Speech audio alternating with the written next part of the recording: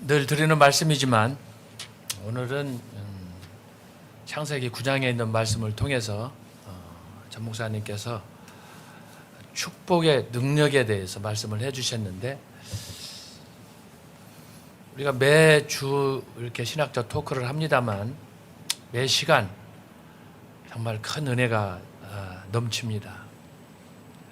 교수님들께서 설교를 듣고 그것을 각자의 관점에서 논평을 하시고 또 연구하신 그 내용들을 우리가 함께 나누는데 참 정말 감동적이고, 어떻게 이렇게 하나님의 말씀이 이렇게 샘물처럼 우리에게 솟아날 수 있는가,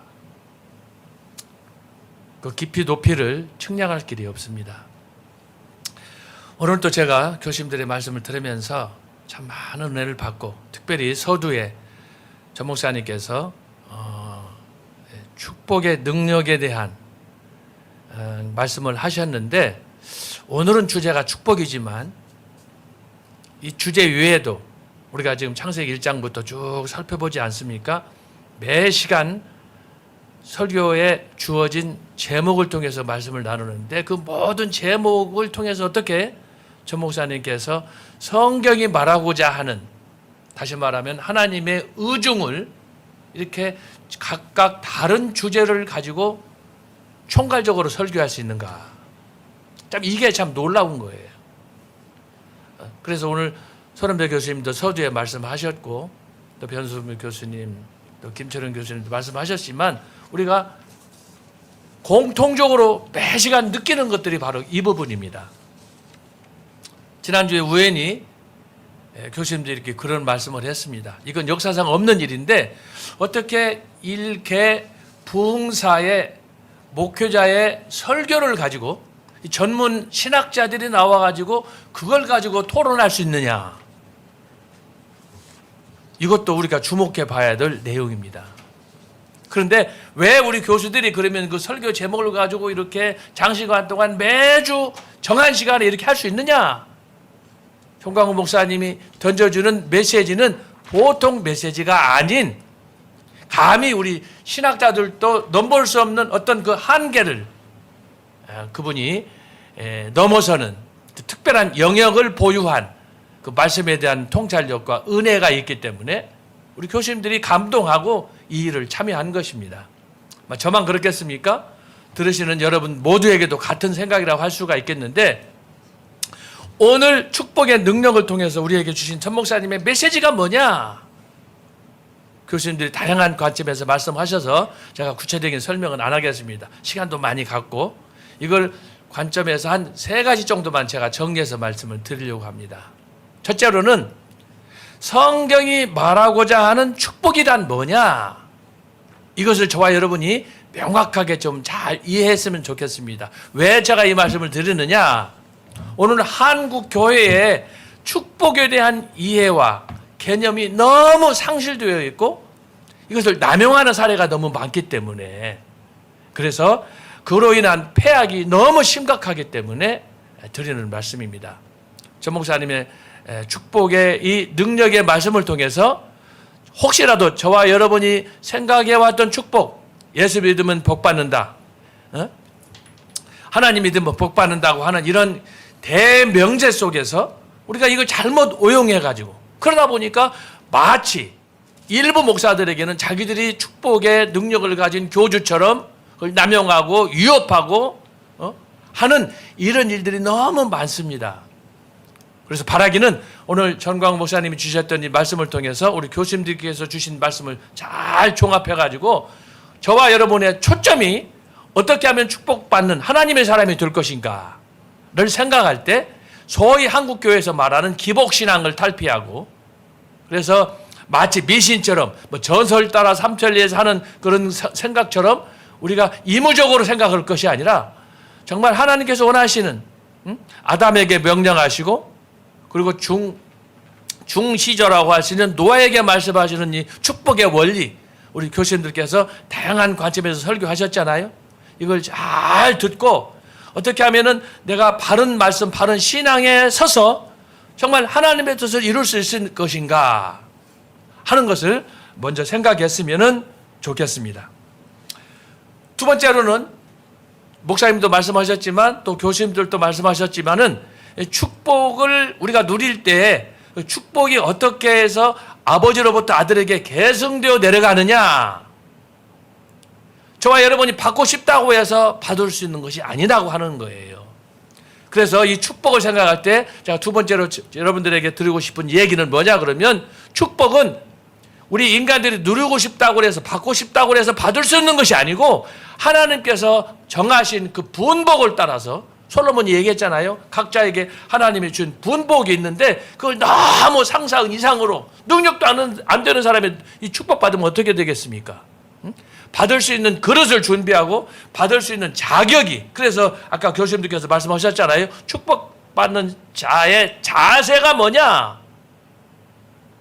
이것을 우리가 잘 생각하면서 그냥 무조건 입 벌리고 손 벌리고 하나님 나에게 축복해 주시옵소서.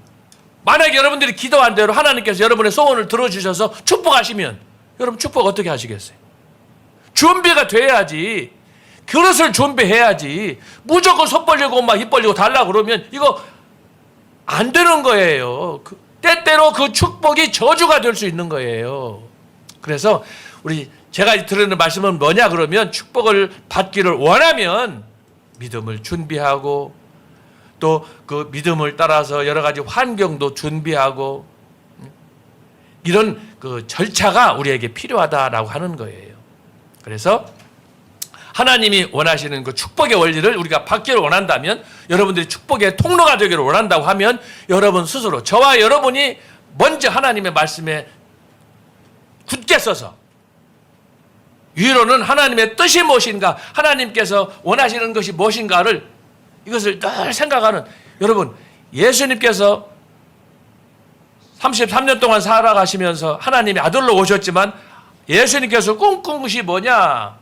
하나님의 뜻을 어떻게 내가 잘 실현할 것인가? 그것을 꿈꾸면서 살았단 말이죠. 그래서 모든 걸 내려놓고 하나님 앞에 헌신하실 때, 아버지께 헌신했을 때 아버지가 그의 손을 높여서 보좌 위에 모든 권세를 지배하도록 하나님께서 위임하시지 않습니까? 그래서 두 번째로 드리고 싶은 말씀은 뭐냐? 저와 여러분이 축복을 받기를 원해요. 그러려면 자세를 온전히 해서, 제가 우리 교수님들께서 말씀하셨습니다마는 창세기 9장으로 가게 되면, 특별히 6장에 가서 보면 노아 홍수가 임하기 전에 사람들이 죄악을 범하고 자기들의 좋은 대로 살아갈 때, 창세기 6장 마지막 절 보시면 굉장히 중요한 말씀이 나옵니다. 6장 마지막 한번 보겠습니다. 자, 여기 보면은 노아가 그와 같이 하되 하나님이 자기에게 명하신 대로 다 준행하니라. 이 말씀 외에 뭐가 있습니까? 그 당시에 모든 사람들이 범죄하고 죄악을 범했을 때 노아는 하나님께 의인이라고 인치셨습니다. 그러니까 이 죄악이 관영할 그때 하나님 앞에서 노아는 의인으로서 온전히 하나님만 바라보면서 살았던 그런 믿음의 사람이었던 것을 우리가 알 수 있습니다. 자, 그래서 우리가 생각할 것은 축복을 받으려고만 하지 말고 하나님 앞에서 우리가 먼저 의롭게 행하려고 하는 하나님의 마음에 합한 사람이라. 그래서 하나님 앞에 인정받는 그런 사람이 되어야 되겠습니다. 특별히 오늘 그 축복의 능력에 대해서 전 목사님께서 셈과 함과 야벳을 말씀하셨는데, 참 이것도 놀라운 통찰이에요. 셈을 통해서 모든 종교가 소위 태동하도록 이렇게 하셨고, 그 셈의 자손들 외에 함과 야벳을 통해서는 그들의 셈의 후손을 통해서 등장하는 그런 종교, 다시 말하면 야훼 하나님에 대한 종교를 신봉하도록 하게 하는 이런 통찰력을 또 우리에게 제시해 주셨어요. 참 획기적인 그런 말씀이 아닐 수가 없습니다. 그래서 소위 셈을 통해서 아시아로 이렇게 민족들이 퍼져나가고, 그 가운데서 불교, 이슬람, 유교 여러 종교들이 태어난 형성이 됐는데, 하나님께서 그 중심에 바로 이 셈을 통해서 하나님의 언약이 이루어지는 그런 놀라운 구속사의 비밀을 가르쳐 주셨다라고 하는 것입니다. 그래서 오늘 이 축복의 통로를 통해서 우리가 알 수 있는 것, 저와 여러분에게 하나님께서 위임하신 이 축복자로서의 권세, 제가 성경 많이 찾았지만 이것을 잘못 오용할 때, 잘못 인식할 때 나타나는 현상이 뭐냐? 엘리 같은 경우에는 제사장으로 축복권을 가진 당대에 선택받은 사람이었습니다. 그럼에도 불구하고 그가 그 권한을, 능력을 잘못 사용했을 때 그의 두 아들은 저주를 받아 죽었습니다. 그래서 제가 여러분 무슨 말씀인지 아시겠죠? 전 목사님께서 하시고자 하는 축복의 원리, 능력을 잘 이해하시되 다른 한편에 이것을 우리가 그냥 가지고 있는 것들을 잘못 누리지 못하면, 사명을 제대로 감당하지 못하면 비누아스처럼, 홈류와 비누아스처럼 모든 특권을 상실하는, 저주에 받는 상식으로 그런 나락에 떨어질 수가 있다라고 하는 것입니다. 그러므로 시간이 많이 어서 정리하겠습니다. 축복의 능력의 핵심은 뭐냐? 하나님의 사람으로, 하나님 중심으로 살아갈 수 있는가? 내가 살아가 있는 이 시대에 세상이 약하고 사람들이 범죄하고 타락할 그때라도 노아가 같이 독야청청 하나님을 바라보면서 하나님 중심으로 믿음으로 살아갈 수 있는가? 하나님 중심의, 신중심의 신앙이 저와 여러분에게 요청이 됩니다. 또 다른 하나는 무엇입니까? 인간적으로 살아갈 때, 자기 어떤 가치나 자기 이상을 추구하려고 살아갈 때, 세속적으로 살아갈 때, 하나님을 등지고 믿음 없이 그냥 자기의 일락을 위해 살아갈 때, 그때 그들이 경험하는 최후의 상급이 무엇이냐? 그것은 홈리와 비누아스처럼 진노 아래 놓이게 된다라고 하는 것입니다. 그래서 이것을 우리가 기억하고 마지막으로 한 말씀만 드리겠습니다. 결국은 무엇입니까? 십계명에서 이야기하는 소위 출애굽기 20장에서 말하는, 출애굽기 20장 12절에서 말하는, 찾아보겠습니다. 출애굽기 20장 12절 보면 12절. 자, 여기 보면은 내 부모를 공경하라. 그리하면 너희 하나님 나 여호와가 내게 준 땅에서 내 생명이 길리라. 이 모든 하나님의 축복의 권한은 부모에게 주어졌습니다. 그것이 오늘 전 목사님께서 말씀하셨던 아브라함과 이삭과 야곱과 요셉의 이야기예요. 근데 이 이야기는 뭐냐? 지금 전 목사님께서 창세기에 주셨던 그 메시지, 부모에 대한 권한과 역할과 자식의 역할이란 뭐냐? 십계명이 주어지기 이전에 족장시대에 주어졌던 메시지예요. 그런데 여기 출애굽 20장은 출애굽한 이후에 어떻게 그들이 가나안 땅에 가서 십계명을 붙잡고 살아야 될 것인가, 새 언약에 대한 말씀이에요. 결국은 전체적으로 보면 동일한 말씀이에요. 중요한 것은 내 부모를 공경하는 것. 그래서 아브라함과 이삭과 야곱과 요셉을 통해서 성취되는 언약의 계승, 이것을 우리가 잘 기억해야 되고, 그래서 제가 아까 참고로 제사장이었지만 엘리의 그 자식들은 망하는, 기득권을 잘 활용하지 못할 때, 그러니까 내가 가졌던 권세 이것만 주장하면 안 되는 거예요. 하나님 앞에서 정신 차려야 되는 거예요.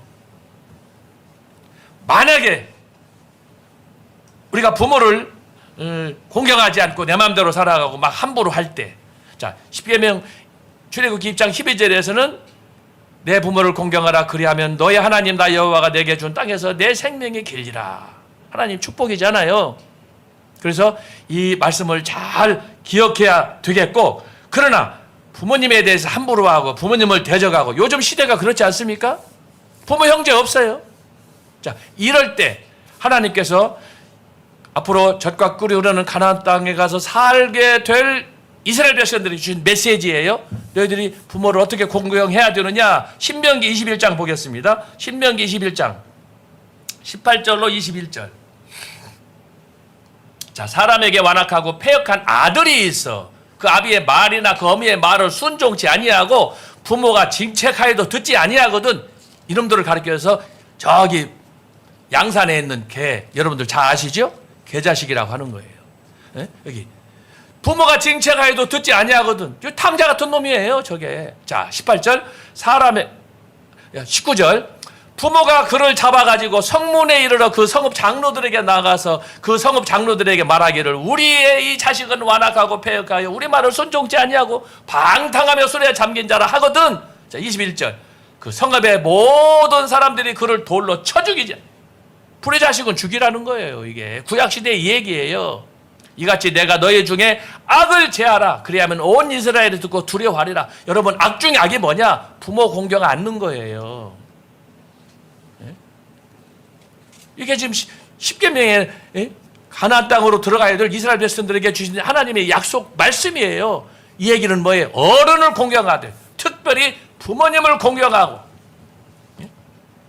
우리 아까 전 목사님도 함에 대해서 설교하고 우리 교수님들도 한마디씩 말씀하셨지만은 굉장히 중요한 거예요.